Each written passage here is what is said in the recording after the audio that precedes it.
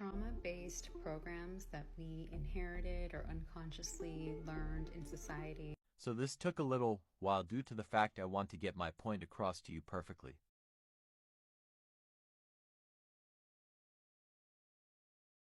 This video has indeed set a lot of people on edge, especially those within the trauma community, and it's more so the way you said it. With some points said correctly, like how the body stores trauma, you however cannot really compare programming and conditioning. It would be like comparing apples to oranges, as many survivors of programming explained.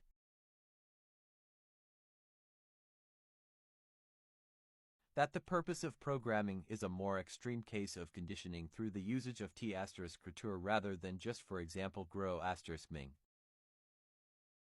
Now I am using Gro***Ming as an example to explain the difference between conditioning and programming, because while yes, both conditioning and programming both involve manipulation, simply just Gro***Ming someone isn't the same as programming. Now, while it's indeed true that Gro***Ming is a sinister manipulative act, when comparing it to programming, I call it soft conditioning. And this isn't to say those who have been Gro***med are less than, absolutely not. We have been Gro***med as well, however. Just simply Gro***Ming would not create a programmed system, but it could indeed create a plethora of other contrivances. Now with programming it is much more sadistic, as it involves the abuser, aka the programmer, too.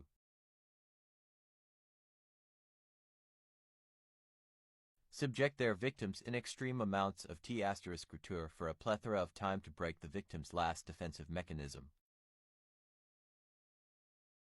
When it comes to words such as cue and trigger, I would be careful how one uses both terms, as they have different meanings.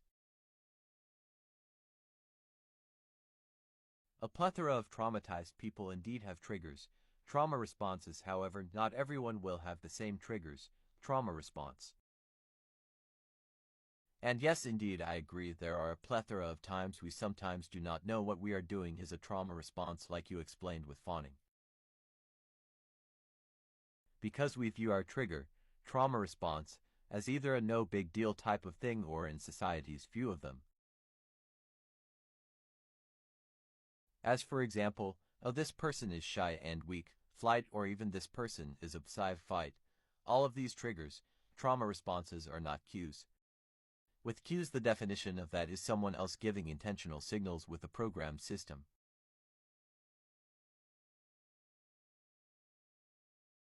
A cue does not equate to the brain giving the body and itself a signal to respond, but rather the abuser, programmer.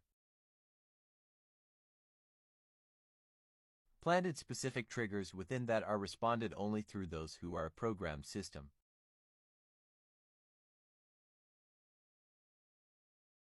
Now with most triggers it could be a plethora of contrivances, such as if one was sawed by a man, any man could trigger a flashback and cause the person to go into a trauma response, which could be either fight, flight, fawn, or freeze, with cues, while they are also in some ways a trigger. It is still not the same as a trauma response trigger, due to the fact a trauma response is a defense mechanism for both the brain and the body.